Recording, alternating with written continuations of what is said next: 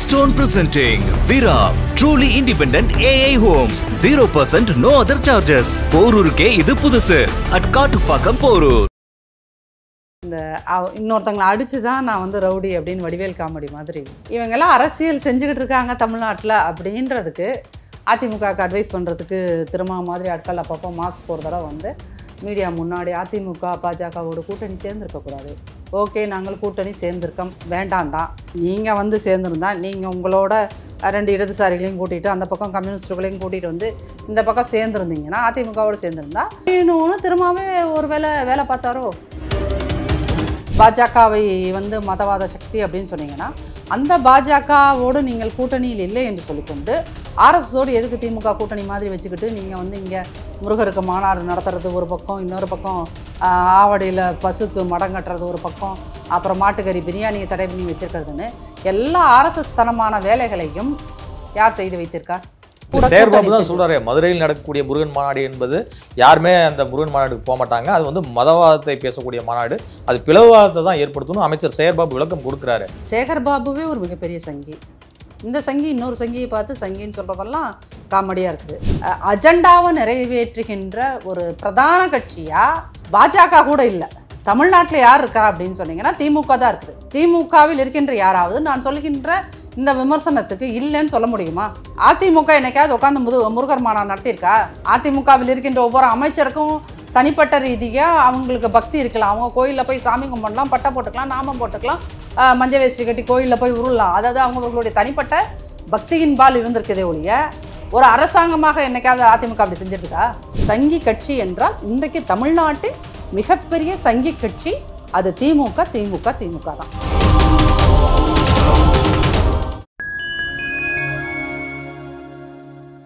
Fine time media நேயர்களுக்கு வணக்கம், நான் உங்கள் சைகுவன். நம்ம சிறப்பு நிகழ்ச்சியில் நம்மோடு இணைந்திருக்கிறார் அதிமுகவின் மாநில தகவல் தொழில்நுட்ப பிரிவு துணை செயலாளர் திருமதி நாச்சியால் சுகந்தி அவர்கள். வணக்கம். சமீபத்தில் மத்திய உள்துறை அமைச்சர் அமித்ஷா அவர்கள் மதுரையில் நடந்த பாஜக பொதுக்கூட்டத்தில் பேசும்போது 2026ஆம் ஆண்டு நடக்கக்கூடிய சட்டமன்ற தேர்தலில் என்டிஏ கூட்டணி தான் ஆட்சி அமைக்கும் அப்படிங்கிறத வந்து குறிப்பிட்டிருக்கிறாரு. இங்கே என்டிஏ கூட்டணி அப்படின்னு சொல்லி குறிப்பிடும்போது அது வந்து கூட்டணி ஆட்சியா இல்லை எடப்பாடி அவர்கள் தலைமையிலான ஆட்சியா அப்படிங்கிற ரீதியில் பல விவாதங்கள் வந்து போயிட்டு இருக்கு. உங்கள் பார்வையில் இதை எப்படி பார்க்குறீங்க? சார், இது வந்து இப்போ இந்தியா கூட்டணி ஆட்சி அமைக்கும் அப்படின்னு இப்போ மத்திய அரசு சொல்லுதுன்னு வச்சுக்கோங்களேன். மத்திய அரசுக்கு அமைக்கும் போது 2024 தேர்தலில் பல இடங்களில் இந்தியா கூட்டணி அமைக்கும் அப்படின்னாங்க. இப்போ இந்தியா கூட்டணி ஆட்சி அமைக்கும் அப்படின்னா அங்கே திமுக தான் பிரதானமாக இருக்குமா? திமுக 22-23 சீட்டு தானே ஜெயிச்சிருக்கு. அந்த திமுக அங்கே பிரதானமாக இருக்குமா? அங்கே காங்கிரஸ் தான் பிரதானமாக இருக்கும். ஸோ எந்த இடத்துல யார் வந்து வலிமையாக இருக்காங்களோ எண்ணிக்கையின் அடிப்படையில், நான் வலிமைன்னு சொல்கிறது எண்ணிக்கை, யார் நம்பர் வைஸ் யார் அதிகமாக இருக்காங்களோ அவங்க தான் இது பண்ணுவாங்க. இப்போ வந்து அதை அவர் வந்து சொன்னதை நம்ம இங்கே வந்து ஏதாவது ஒன்று நடந்து ஒரு அதிசயம் நடந்து இந்த அதிமுக பாஜக கூட்டணி ஏதாவது உடஞ்சி போய் அதனால திமுக வலுப்பெறுமா அப்படிங்கிற ஆசை வந்து திமுககாரர்களுக்கு மட்டும் இல்லாமல் இங்கே இருக்க ஊடகவியலாளர்கள் என்று சொல்லிக்கொண்டு சபரிசன்ட்டை பேமெண்ட் வாங்குறவங்க எல்லாத்துக்கும் அந்த உள்ளுக்குள்ள ஒரு ஆசை இருக்குது சார். அதுதான் உண்மை. அதனால தான் உடனே உட்காந்து இது 2 நாளாக இதே பேச்சு தான். யாரை திறந்து பாருங்கள், எந்த பத்திரிகையை திருப்புங்க, டிவியை திருப்புங்க, இதை தான் ஒரு டாப்பிக்காக பேசிக்கிட்டு இருக்காங்க. இல்லை, அப்படி பேசுகிறவங்களுக்கு உண்மைக்குமே அவங்க மனசாட்சிக்கு தெரியும். அதிமுக 2026 பிஜேபி ரூலிங் தமிழ்நாடு அப்படின்னா அதுக்கான அர்த்தம் என்ன? அப்போ பாஜக அதிமுக கூட்டணி அப்படிங்கிறது அர்த்தமாகுது இல்லை? அதிமுக கூட்டணியில் இருக்கின்ற பாஜகவும் ஆளும், அதுதான் அர்த்தம். நீங்கள் அதை வந்து டைரெக்டாக புரிஞ்சுக்கணுன்னா அப்படி தான். நீங்கள் வந்து இந்த கமலஹாசன் கூட சேர்ந்ததுனால என்ன ஆகுதுன்னா திமுககாரங்களுக்கு அவர் மாதிரியே குழப்புற வியாதி வந்துருச்சு. அதனால் எல்லாத்துக்கும் ஒரு நோட்ஸ் போடுறோம், எல்லாத்துக்கும் ஒரு நோட்ஸ். அதில் இப்போ இவர் என்டிஏ கூட்டணி பிஜேபி ரூலிங் அவர் சொன்ன ஒவ்வொரு வார்த்தைக்கும் அதை டைரெக்டாக டிரான்ஸ்லேட் பண்ணிவிட்டு இப்படி தான் நடக்கும்னு அது வந்து பாசிபிளா? இப்போ நீங்கள் வந்து ஒரு உதாரணத்துக்கு நான் இதை சொல்கிறேன், ஒரு 180 சீட் அதிமுக பிஜேபி இன்னும் இருக்க கூட்டணி கட்சிகள் இன்னும் வரப்போகிற கூட்டணி கட்சிகள் எல்லாம் சேர்ந்து ஒரு 180 சீட் எக்ஸாக்டாக வாங்குறாங்கன்னு வச்சுக்கோங்க. அந்த 180ல் பிரதானமாக யாரோடது இருக்கும்? இன்றைக்கும் இங்கே பெரிய வாக்கு வங்கி யாருக்கு இருக்குது? பாஜகவுக்கு இருக்குதா அதிமுகவுக்கு இருக்கா? தமிழ்நாட்டை பொறுத்தவரையும் அதிமுக திமுக. அப்போது தமிழ்நாட்டை நீங்கள் வந்து நார்த் இந்தியா மாதிரி நடந்துரும். உடனே நீங்கள் வந்து பார்த்தீங்களா மகாராஷ்டிராவில் என்ன நடந்துச்சு பார்த்தீங்களா, அங்கே ஜார்க்கண்டில் என்ன நடந்துச்சு பார்த்தீங்கன்னா, அங்கே என்ன நடந்துச்சு பார்த்தீங்களா, இங்கே என்ன நடந்துச்சு பார்த்தீங்களா அப்படின்னு கேட்டிங்கன்னா, அங்கே வந்து இவர்கள் உதாரணம் காட்டுகின்ற எந்த ஸ்டேட்லேயும் ஒரு மாநிலத்தில் அதிமுகவை போலவோ இல்லை திமுகவை போலையோ வலுவான கட்சிகள் இல்லை. அந்த உண்மையை நம்ம ஒத்துக்கணும். சரிங்களா?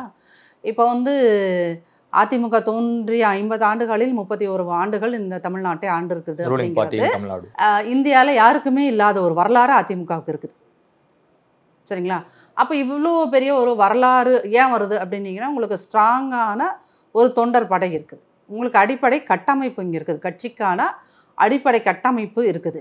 இந்த செகண்ட் யார் வந்து தமிழ்நாட்டிலேயே வந்து 100% சென்னையிலேருந்து கன்னியாகுமரி வரைக்கும் பூத் கமிட்டி ஒழுங்காக போட்டிருக்க ஒரு கட்சி, எந்த ஃபேக்கும் இல்லாமல், சரிங்களா, யாருக்கும் என்னது பீர் பாட்டிலும் பிரியாணியும் வாங்கி தராமல் அப்படியெல்லாம் இல்லாமல் சென்னையிலிருந்து கன்னியாகுமரி வரை இருக்கின்ற ஒவ்வொரு பூத்துலேயும் 9 பேர், ஒவ்வொரு பூத்துக்கும் 9 உறுப்பினர்களை நியமிக்கணும். அந்த 9 ஆட்களையும் பொறுப்பாளர்களையும் நியமித்து அதுக்கு கூட்டம் போட்டு அவங்க எல்லாத்துக்கும் ஒரு விழிப்புணர்வு உண்டாக்கி ஸ்ட்ராங்காக வச்சுருக்க ஒரே கட்சி இன்றைக்கி ஒட்டுமொத்த தமிழ்நாட்டிலையும் அதிமுக மட்டும்தான். அப்படின்னா நீங்கள் வந்து இதோட பேஸ் இன்னமும் தொண்டர்கள் தான். இங்கே பண்ணையார்கள் கட்சி நடத்தலை, தொண்டர்கள் தான் கட்சி நடத்துகிறாங்க. திமுகவை போல் ஒவ்வொரு மாவட்டத்துக்கும் ஒரு பண்ணையார் உட்காந்துருக்கல. பொன்முடி பண்ணையார், ஏவாவேலு பண்ணையார், KN நேரு பண்ணையார் அப்படின்னு இங்கே பண்ணையாராக ஆட்சி செய்யலை. இது ஒட்டுமொத்தமாக தொண்டர்கள் படை. இப்போ நீங்கள் இன்னொரு குற்றச்சாட்டு, இவ்வளோ பெரிய தொண்டர்கள் படை இருந்தும் ஏன் சவுத்துலலாம் வந்து ஓட்டு அவ்வளோ தூரம் குறைஞ்சது?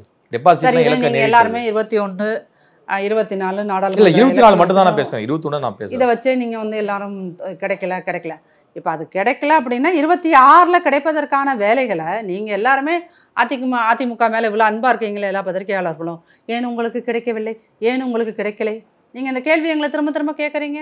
அப்போ அதற்கான வேலைகளை இந்த 5 வருஷத்தில் நாங்கள் 4 வருஷத்தில் பார்த்துருப்போமா, பார்த்துருக்க மாட்டோமா, பார்த்துக்கொண்டே இருக்கிறோம். நீங்கள் 26 ரிசல்ட் வந்தப்போ அப்போ சொல்லுங்கள், பாரு சரி நம்ம எப்படி ஒரு முட்டாள்தனமாக கணக்கு போட்டோம் அன்னைக்கு சொல்லுவீங்க. அதனால் இன்றைக்கி வந்து என்னென்னா, நீங்கள் உங்களிடம் தெற்கில் உங்களுக்கு வந்து பலம் இல்லை, அங்கு பலம் இல்லை, இங்கு பலம் இல்லைன்னு நீங்கள் ஒரு நேரட்டிவ் செட் பண்ணுறீங்க. பத்திரிகைகள் எல்லாரும் நேரட்டிவ் செட் பண்ணுறீங்க. அஃப்கோர்ஸ் அதுக்கு உங்களுக்கு டேட்டா தேர்தலில் வாங்கின வாக்கு சதவீதத்தை மற்றபடி எந்த ஒரு அஜெண்டாவும் நேரட்டிவும் செட் பண்ணுறதுக்கான தேவை யாருக்குமே கிடையாது. நீங்கள் வச்சு சொல்லுங்கள் சார். நீங்கள் அந்த டேட்டாவை வச்சு எப்போதும் அதிமுகவுக்கு தான் அந்த நெகட்டிவான ஒரு ஒரு நேரட்டிவை செட் பண்ணுறீங்களே ஒழிய, நாடாளுமன்ற தேர்தலில் 6% திமுகவுக்கு போச்சு. அதை பற்றி ஒரு பத்திரிகையாளர் கூட நாங்கள் பேச மாட்டோம் சார், ஒரு அரசியல் விமர்சகர்கள் கூட நாங்கள் பேச மாட்டோம். 6% அவங்களுக்கு போனாலும் நம்ம என்ன சொல்லுவோம், இன்றைக்கி கூட அவர்களுடைய கூட்டணி கட்சி தோழர் இல்லையா, அப்படிங்கும்போது அவங்களோட பேஸ் அப்படிங்கிறது அவங்களுக்கு போயிட்டு இருக்குது.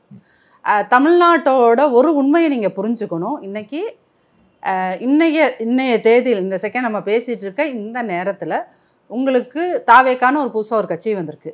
இன்னொரு பக்கம் உங்களுக்கு நாம் தமிழர் நாம் ஒத்துக்கொண்டாலும் ஒத்துக்கொள்ளாவிட்டாலும் அது ஒவ்வொரு நாளும் ஒவ்வொரு 1%, 0.1% அவங்க வளர்ந்துட்டுருக்காங்க. சரிங்களா? அப்படிங்கும்போது களம் இன்றைக்கு வேறு மாதிரி இருக்குது. அந்த உண்மையையும் ஒத்துக்கணும், அந்த உண்மையும் நாங்கள் ஏற்றுக்கிட்டோம். அதற்கேற்ப எங்களுடைய வேலைகள் பணிகள் களத்தில் போயிட்டுருக்குது. அதையும் நீங்கள் எல்லாம் தெரிஞ்சுக்கணும். அதுக்காக தான் இவ்வளோ ஸ்ட்ராங்காக சொல்கிறேன். இப்போ அமித்ஷா அவர்கள் பேசிய பிறகு இது மாதிரியான ஒரு விவாதங்கள்லாம் வந்து கிளம்பியிருக்கு. தமிழ்நாடு முழுக்க மக்களிடமும் விவாதம் கிளம்பியிருக்கு. அதிமுக தொண்டர்களும் இது மாதிரியான கேள்விகள் வந்து எழுப்புறாங்க. என்ன இது மாதிரி அமித்ஷா வந்து அப்படி வந்து சொல்லலாம், எடப்பாடி தலைமையிலான ஆட்சியை தான் அங்கே வந்து நடக்கும், அது வந்து NDA கூட்டணியாக தான் இருக்கும் அப்படிங்கிற ரீதியில் சொல்லியிருக்கணும்ல அப்படிங்கிற கேள்வியை வந்து நிறைய பேர் முன்வைக்கிறாங்க. ஸோ இதை நம்ம பார்க்கும்போது எடப்பாடி பழனிசாமி அவர்கள் ஏன் சைலண்ட் ஆனார் அப்படிங்கிற கேள்வியை வந்து பலர் கேட்குறாங்க. இன்னொரு விஷயம், இதற்கு இன்னைக்கு வந்து ராஜேந்திர பாலாஜி அவர்களும் சரி, RB உதயகுமார் அவர்களும் சரி இது வந்து ரியாக்ட் பண்ணியிருக்காங்க, எடப்பாடி அவர்கள் தலைமையில் தான் கூட்டணி அப்படின்னு சொல்லிட்டு. ஏன் எடப்பாடி அவர்களே டைரெக்டாக பதிலடி சொல்லியிருக்கலாம்ல? சார் இல்லை சார், நீங்கள் வந்து எல்லாருமே வந்து என்னென்னா, எங்களுக்கு அதிமுகவுக்கு வந்து அட்வைஸ் பண்ணுறதுக்கு தமிழ்நாட்டில் செல்ஃபோன் இருக்க எல்லாருமே அட்வைசர்ஸ் அதுதான் சார். அதிமுகவுக்கு அட்வைஸ் பண்ணுறதுக்கு ஐயோ அப்பா எங்களுக்கு எவ்வளோ ஆலோசகர்கள் தெரியுமா நீங்கள் தமிழ்நாடு முழுக்க ஐயோ எங்கள் கட்சிக்கு கிடைக்கிற மாதிரி ஒரு ஆலோசனை குழுவில் தமிழ்நாட்டில் இந்திய லெவலில் யாருக்கும் கிடச்சிருக்காரு. தடியெடுத்தவன்லாம் தண்டல்காரங்கிற மாதிரி செல்ஃபோன் வச்சுருக்கவங்களாம் எங்களுக்கு கீழே வந்து ஏதாவது ஒரு வீடியோ கீழே அட்வைஸ் பண்ணிட்டு போகிறாங்க. அந்த அட்வைஸ் பாசிட்டிவாக இருந்தாலும் அது யார் சொன்னாலும் அதை நாங்கள் ஏற்றுக்கவும் செய்கிறோம். சரிங்களா? ஆனால் நீங்கள் ஒரு விஷயத்தை புரிஞ்சுக்கணும். இதை வந்து எங்களுடைய பொதுச் செயலாளர் தான் வந்து உங்களுக்கு சொல்லணுமோ, இவர் சொன்னால் நாங்கள் ஏற்றுக்கொள்ள மாட்டோம், எங்களுடைய முன்னாள் அமைச்சர்கள் சொன்னால் நாங்கள் ஏற்றுக்க மாட்டோம், அவரே தான் வரணும் அப்படின்னா வந்து இது இந்த கவுண்டமணி காமெடி மாதிரியே தான் இருக்குது. சரிங்க வச்சுக்கலாம். இது நீங்கள் வந்து அரசியலில் நம்ம ஒரு கூட்டணி அமைச்சிட்டோம். சரிங்களா? அப்போ நம்மளோட கூட்டணியில் இருக்கின்றவர்கள் அவர்கள் ஒரு தேசிய கட்சி. நீங்கள் விரும்பினாலும் நான் விரும்பினாலும் நீங்கள் விரும்பாவிட்டாலும் நான் விரும்பாவிட்டாலும் அவர்கள் இன்றைக்கு இந்திய அளவில் ஸ்ட்ராங்காக இருக்கின்ற ஒரு கட்சி. சரிங்களா? அது எப்படி வந்தாங்க ஏது வந்தாங்கன்றது செகண்டரி. ஆனால் இன்றைக்கி அவங்க ஸ்ட்ராங்காக இருக்காங்க. மத்தியில் அது அவங்கள் கூட்டணி ஆட்சியில் இருந்தாலும் அவங்க இன்னைய தேதிக்கு அவங்க தான் காங்கிரஸ் விட அவங்க தான் ஸ்ட்ராங்காக இருக்காங்க. அப்படிங்கும்போது அவர்கள் நாங்கள் எல்லா இடத்துலையும் நாங்கள் தான் சார் பெரியவங்க அப்படிங்கிற ஒரு எண்ணத்தோடு பேசத்தான் செய்வார்கள்.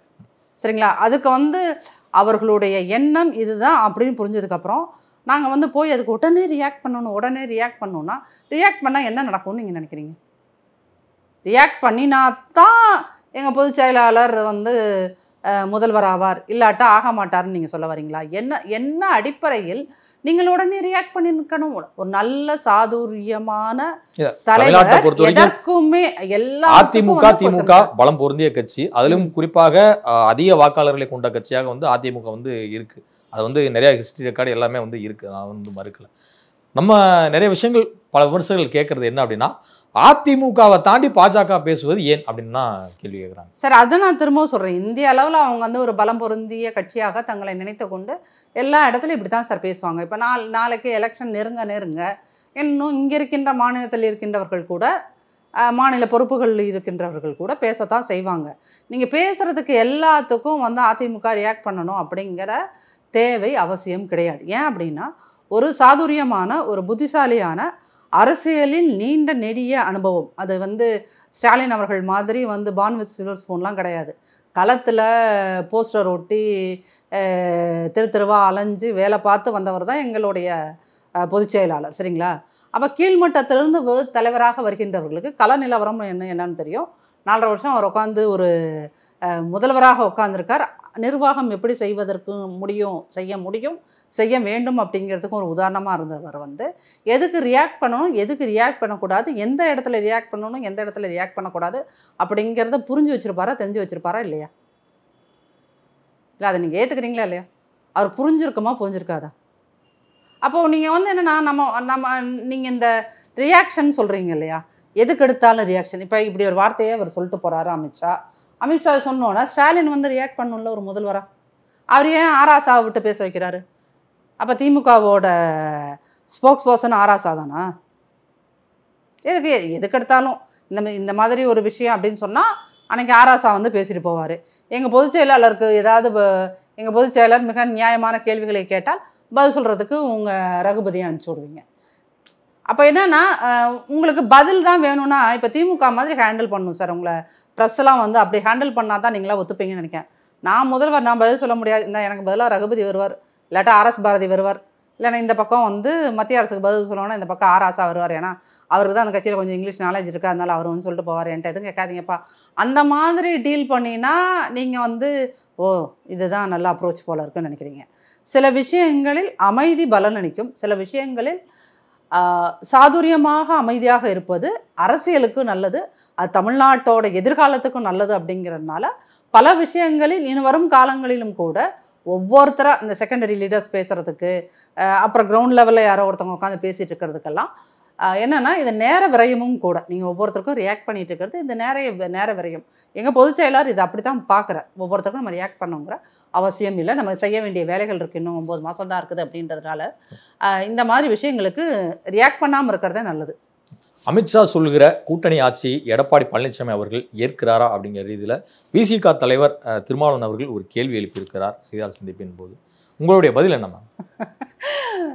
அப்பப்போ என்னென்னா அதிமுக அதாவது வந்து இந்த இன்னொருத்தங்களை அடித்து தான் நான் வந்து ரவுடி அப்படின்னு வடிவேல் காமெடி மாதிரி இவங்கெல்லாம் அரசியல் செஞ்சுக்கிட்டு இருக்காங்க தமிழ்நாட்டில் அப்படின்றதுக்கு அதிமுகவுக்கு அட்வைஸ் பண்ணுறதுக்கு திருமா மாதிரி ஆட்கள் அப்பப்போ மாஸ்க் ஒரு தடவை வந்து மீடியா முன்னாடி அதிமுக பாஜகவோட கூட்டணி சேர்ந்துருக்கக்கூடாது, ஓகே நாங்கள் கூட்டணி சேர்ந்துருக்கோம் வேண்டாம் தான், நீங்கள் எங்கள் கூட பாஜகவோட மதிமுக உஷாராக இருக்கணும், அதிமுக இல்லை உஷாராக இருக்கணும், நீங்கள் சேர்ந்துருக்கக்கூடாது அப்படின்னு இலவச அட்வைஸுகளை கொடுத்துக்கிட்டே இருக்கீங்களே. அப்புறம் திடீர்னு என்னை அதிமுகவில் கூப்பிட்டார்கள், நான் தான் போகவில்லை, இப்படியெல்லாம் பேசுகிறீங்க.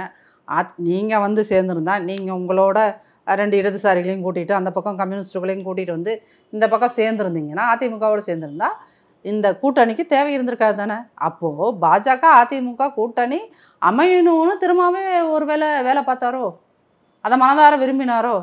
அதனால தான் அவர் வந்து திமுக எவ்வளோ தூரம் அடித்து துரத்துனா கூட நான் அங்கேயே தான் உட்காந்துருப்பேன்னு உட்காந்துட்ருக்கார் இல்லையா. அப்போது திமுக எவ்வளோ இன்சல்ட் பண்ணினாலும் சரி, வேங்கவேல் கேஸுக்கு வந்து நெகட்டிவான ஒரு அவமதிப்பை கொடுத்தாலும் சரி, அவரே தான் பல மேடைகளில் என் கட்சி கொடியே கூட ஏற்ற விட மாட்டேங்கிறாங்க சார்னு உட்காந்து அழறாரு.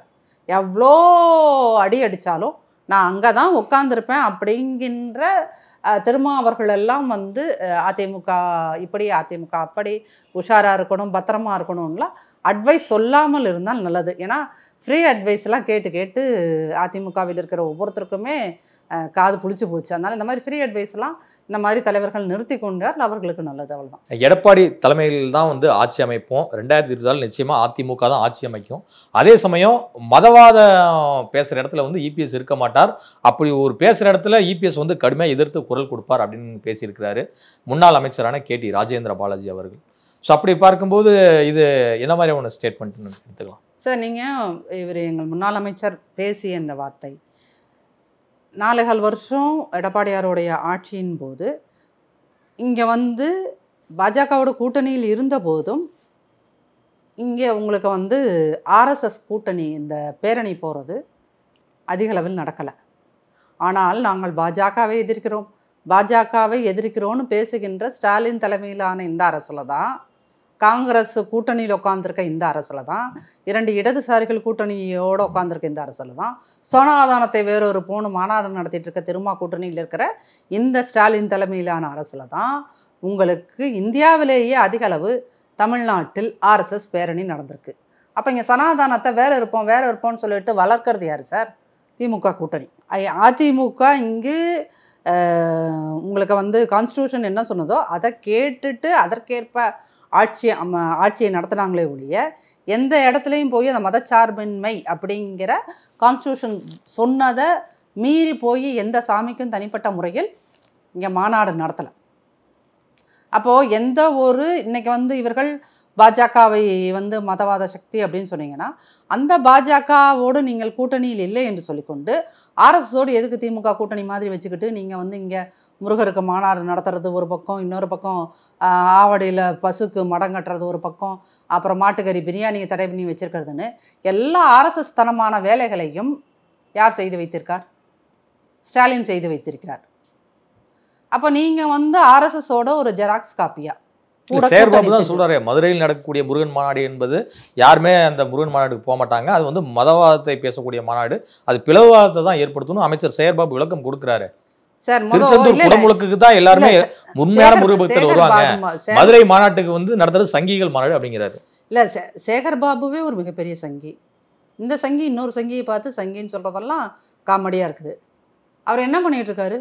இப்போ சேகர் பாபா தமிழ்நாட்டில் இருக்கின்ற எந்த முருக பக்த அமைப்புகளோ போய் சார் எங்களுக்கு தனியாக எங்கள் சாமிக்கு தனியாக மாநாடு நடத்துங்க சார்னு இவர்கிட்ட யாராவது கோரிக்கை வச்சாங்களா? ஏதாவது ஒரு கோரிக்கை மனு இப்படி எனக்கு இந்த முருக பக்த அமைப்புகள் வந்து இப்படி கேட்டாங்க பாருங்கன்னு சொல்லிட்டு ஏதாவது கோரிக்கை மனு அவரால் காமிக்க முடியுமா? உங்கள் சௌகரியத்துக்கு மதவாதத்தை தூண்டினது யார்? சேகர் பாபு. அவர் எல்லா பட்ஜெட் கூட்டத்தில் என்ன சொல்கிறார்? நாங்கள் இத்தனை குடமுழக்க முடிச்சிட்டோம், இத்தனை குடமுழக்கு இத்தனை கோயிலை பண்ணினோம், அத்தனை குடமுழக்கு அந்த கோயிலில் பண்ணோம். இதைத்தான் நீங்கள் சாதனையாக சொல்கிற. அப்போது இவர் இங்கே சாதனைன்னு சொல்கிறாரு, அங்கே தமிழரசி அந்தம்மா முன்னாள் அமைச்சர் அந்தம்மா எந்திரிச்சு சார் நீங்கள் எப்போ சார் மாரியம்மனுக்கு இந்த மாதிரி ஒரு மாநாடு நடத்துவீங்க? இதை நீங்கள் என்ன சொல்கிறீங்க? தமிழ்நாட்டு அரசியலில் சரிங்களா, இந்த மாதிரி சாமிக்கு எப்போ சார் நீங்கள் மாநாடு நடத்தணுவீங்கன்ற கேள்விகள்லாம் யாருமே கேட்டதே கிடையாது. இந்த கேள்வி ஒரு அதிமுக காரன்ட்டு இருந்து வந்ததா? அங்கே இருக்கின்ற அதிமுக எம்எல்ஏஸ் யாராவது கேட்டாங்களா இந்த மாதிரியான ஒரு முட்டாள்தனமான கேள்வியை? அப்போ இந்த கேள்வியை தமிழரசி என்கின்ற திமுக முன்னாள் அமைச்சர் கேட்குது. அந்த அம்மா ஏன் கேட்குறாங்க? அப்போது நீங்களே அங்கே சட்டசபையில் உட்காந்து மதவாதத்தை தூண்டி விடுவீங்க சார். முருகனுக்கு மாநாடு நடத்து, மாரியம்மனுக்கு மாநாடு நடத்து, அப்புறம் என்னென்ன சாமி இருக்குதோ இது ஒரே பட்டசாமிக்கு தான் பண்ணுறீங்க, நாமம் போட்ட சாமிக்கு பண்ண மாட்டிங்களான்னு சொல்லிட்டு அங்கே நீங்களே இன்னொரு எதையாவது ஒரு பிளவுவாதத்தை உண்டாக்கி நீங்கள் தான் அங்கே இன்றைக்கி இந்திய அளவில் ஆர்எஸ்எஸோட சங்கிகளோட அஜெண்டாவை நிறைவேற்றுகின்ற ஒரு பிரதான கட்சியாக பாஜக கூட இல்லை. தமிழ்நாட்டில் யார் இருக்கா அப்படின்னு சொன்னீங்கன்னா திமுக தான் இருக்குது. திமுகவில் இருக்கின்ற யாராவது நான் சொல்கின்ற இந்த விமர்சனத்துக்கு இல்லைன்னு சொல்ல முடியுமா? அதிமுக என்னைக்காவது உட்காந்து முருகர் மாநாடு நடத்தியிருக்கா? அதிமுகவில் இருக்கின்ற ஒவ்வொரு அமைச்சருக்கும் தனிப்பட்ட ரீதியாக அவங்களுக்கு பக்தி இருக்கலாம். அவங்க கோயிலில் போய் சாமி கும்பிடலாம், பட்டை போட்டுக்கலாம், நாமம் போட்டுக்கலாம், மஞ்சள் வேஷ்டி கட்டி கோயிலில் போய் உருளலாம். அதாவது அவங்களுடைய தனிப்பட்ட பக்தியின்பால் இருந்திருக்குதே ஒழிய ஒரு அரசாங்கமாக என்னைக்காவது அதிமுக அப்படி செஞ்சுருக்குதா? 31 வருஷம் ஆண்டிருக்காங்க சார். ஆண்ட காலகட்டத்தில் எங்கேனும் அப்படி ஒரு முறை செய்திருக்கிறார்களா? அப்போ இந்த திமுகவில் இருக்கிற ஒவ்வொரு அமைச்சரும் சங்கி அமைச்சர் சொல்லலாமா வேண்டாமா? நான் இப்போ துர்காமா கோயிலுக்கு போகிறதெல்லாம் தனிப்பட்ட அவர்களுடைய விஷயம் விட்டுறோம். நீங்கள் யாரா ஸ்டாலின் அவர்களுடைய மருமகன் போய் நீங்கள் திருச்செங்கோடா அங்கே போய் உக்காந்துட்டு என்னது இது சத்ரு சம்ஹார யாகம் பண்ணுறாரு. அப்போ இதெல்லாம் சங்கித்தனமான வேலை இல்லை. திமுக இன்னைக்கு தமிழ்நாட்டின் மிகப்பெரிய சங்கி கட்சி எது அப்படின்னு கேட்டிங்கன்னா அது சேகர்பாபு தலைமையில் உருவெடுத்திருக்கின்ற திமுக. சேகர்பாபு 2 விஷயம் பண்ணுறாரு சார். ஒன்று, இந்த பக்கம் சங்கித்தனமாக மாநாடு நடத்துகிறார் சாமி பேரை சொல்லி. இல்லைன்னா பாவம் 60 வயசு மூதாட்டிகளையே கூட்டிகிட்டு தெருவில் ஆட விடுறார். இது 2 தவிர்த்து அவர் என்ன பண்ணுறார் சாதனை? சேகர்பாபுவின் சாதனைகள் அப்படின்னு இது ஒரு யாராவது திமுகவில் இருக்கிறவங்களே புத்தகம் கொண்டு வாங்க.